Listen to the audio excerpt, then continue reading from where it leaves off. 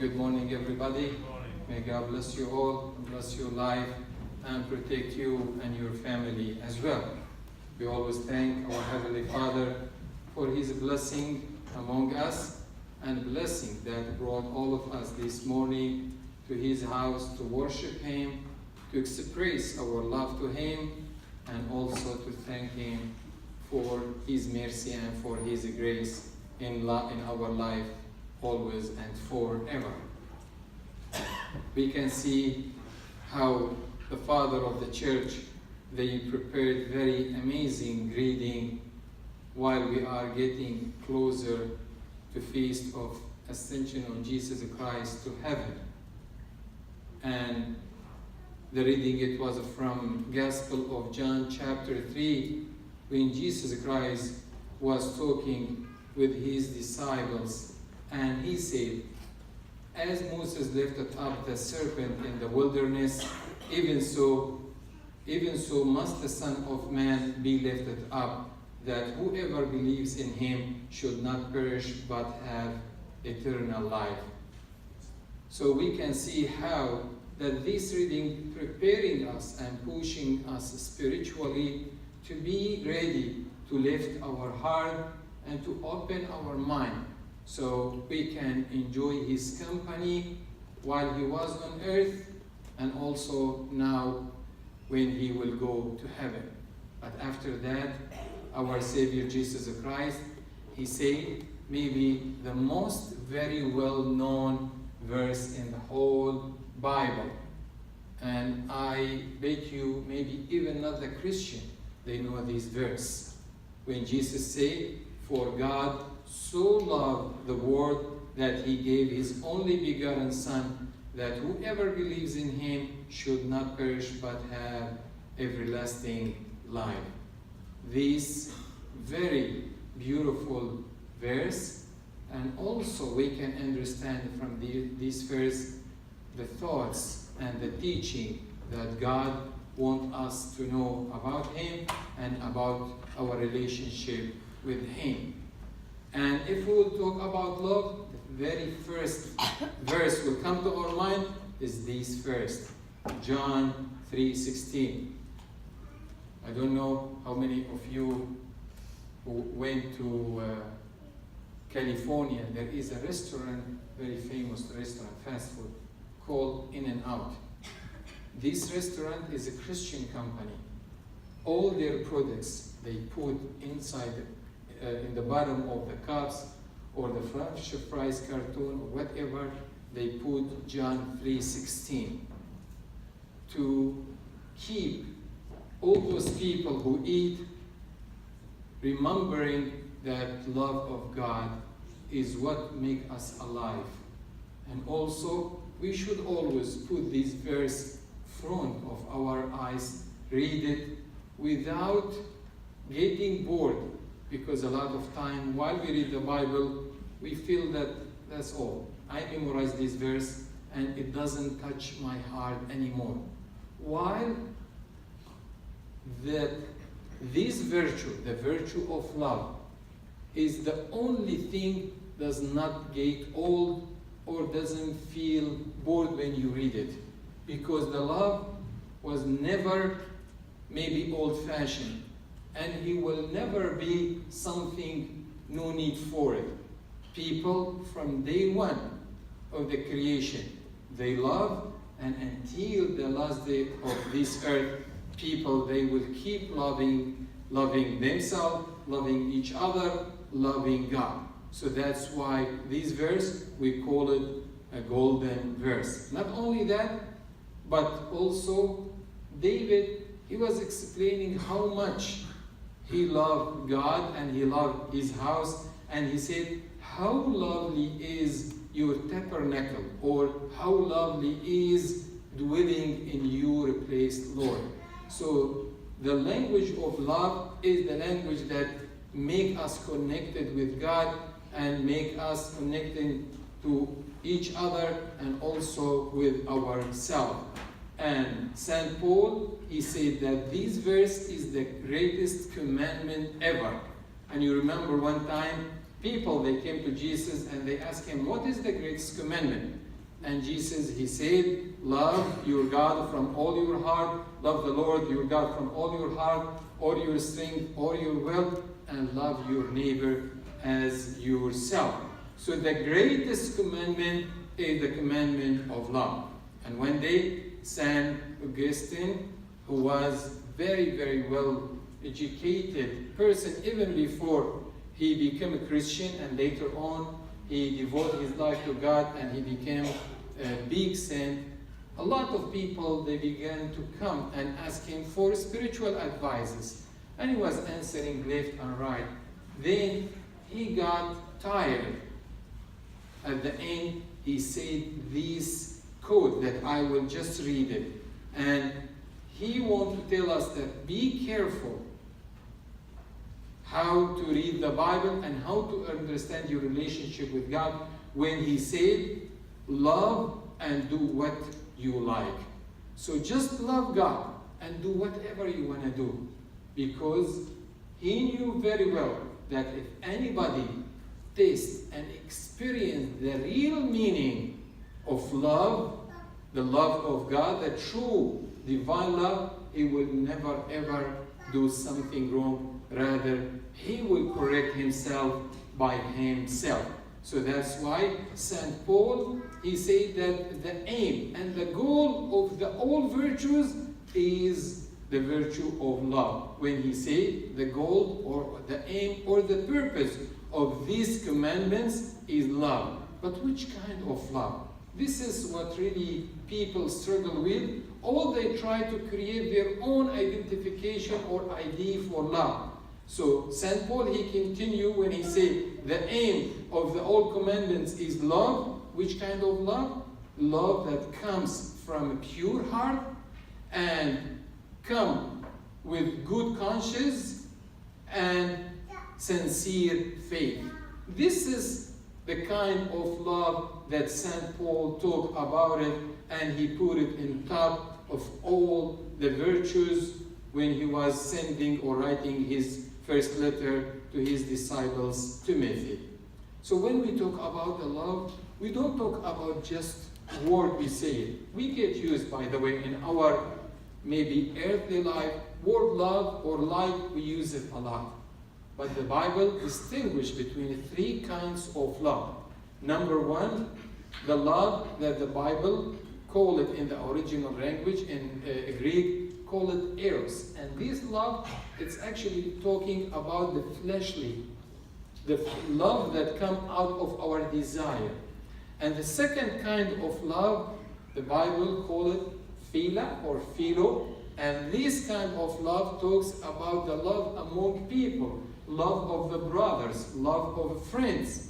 And the third and the most noble and the top and the greatest kind of love is the love that Bible call it agape, which is that love gives rather than takes. Because the first two kinds of love, which is eros and philia, depends or based on receiving, taking. But the third kind is the verse that we just read from John 3:16, when Jesus said, for God so loved the world. How God loved the world? The verse continues saying that he gave or he sent his only begotten Son. So his sacrifice he gave, that's why he loves the world. So I just want you to understand that if you love someone because you need or you want or you plan to take something, this is not agape love. This is, you can call it philo, eros, benefit. We call it in Arabic maslaha, but don't call it love. Because the pure love, that is the love based on giving rather than taking. And Jesus Christ himself, when he was talking about the love, he made the love a very significant sign for his disciples, or very significant signs. We can distinguish his disciples from the people they pretend that they are Jesus' disciples. When he said, by this shall man know that you are my disciples. How? If you have love one to another. So if you have love in your heart to everyone, that will really make you a real disciple of Jesus Christ. And then he continued John the Gospel, when he was talking in his first letter, and he said, and everyone who loves is born of God and knows God. He who does not love does not know God, for God is love. So it's very clear, very obvious, and very important, and also very significant, that without love we cannot be real disciples, really Christian. Without love we are deceive ourselves, we cheat ourselves, because St. John, he said very clear, he said, whoever does not love does not know God, because God is love. But again, what kind of love? A lot of people, you know how they make God? They make God like an issue. They use God when they need Him. But when they don't need Him, He's only in the Bible and somewhere in the home and is not with me. We use Jesus Christ. We use His name. We use His power for our benefit, not because we do love Him. So that's why the Bible distinguishes and saying the pure love that comes out of pure heart and clear and good conscience, and very, very, he explained that sincere faith, this is the love that the Bible talk about it. One time there was a man, his name Saul, that became later a Paul. That person, he had no real love. He didn't taste the real love. That's why he was persecuting the church. He was persecuting the Christian people. But after he made Jesus Christ in his way to Damascus, he tasted the pure love. His heart became clear. And also he became very close to God. And when he tasted that love, he said different statement. He said, for to me to live is Christ, and to die is gain. This person who was killing people, he said, if I will die for Christ's sake name, this is gain to me. This is how the love transfer or change people heart from being loved only because so and so to I just love because Jesus lives and will in my heart. That's why the Bible says there is no greater love than this, that a person would lay down his life for the sake of his friend. You can ask yourself and say, what kind of love? I love my mom because she brought me to this life. I love my brothers because they didn't hurt me. How many people they came to me, they got hurt from their family's member and they don't love them? How many people they cannot or they don't love people who doesn't hurt them? But those people who try a little bit just to push them to the limit, we can say, and we hear it a lot, I don't love you. I don't love. How come, Abuna, you ask me to love this person because so and so and so? This kind of love, please review your heart and yourself.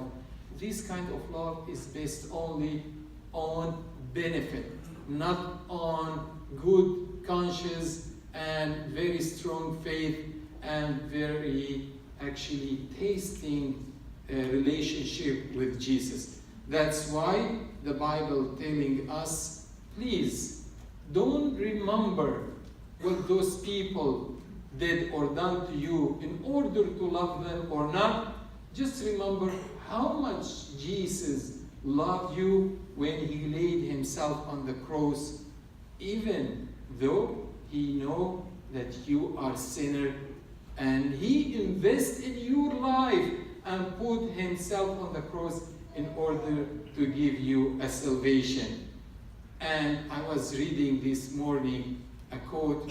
I really like it. I just want to share it with you. It says, it wasn't nails that held Jesus to the cross, but His love for you and for me.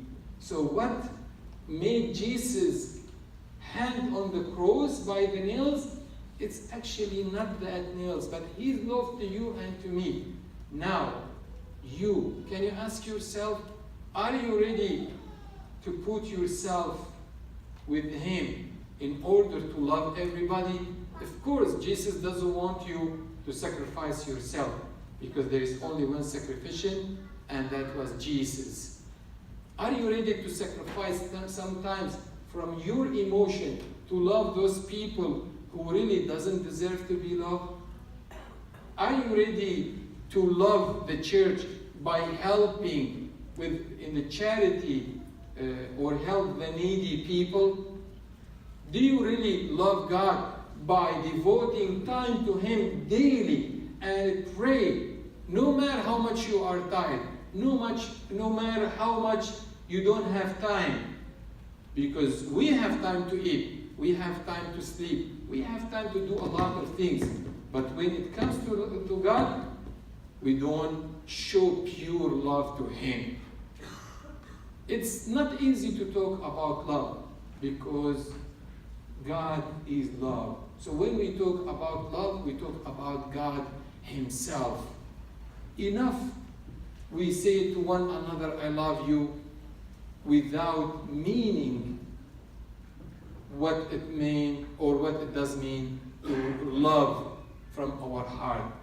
We can cheat everyone, we can deceive everyone, but let me tell you something, you cannot deceive God. He knows your heart. He knows what is in your mind. He knows how much you love Him and how much you love everybody, the brothers. And the very significant sign that St. John, he said in his first letter, he said that because we love the brethren, we know that we are passed from death to life. So it's very important sign to distinguish or to say that this person is really Son of God, or he is literally passed from death to life, only if he has pure love to his brothers and of course to God. May God bless you all. And I ask you please to think seriously about these virtues, about this work. And always when you look to the cross, remember that there is very lovely God.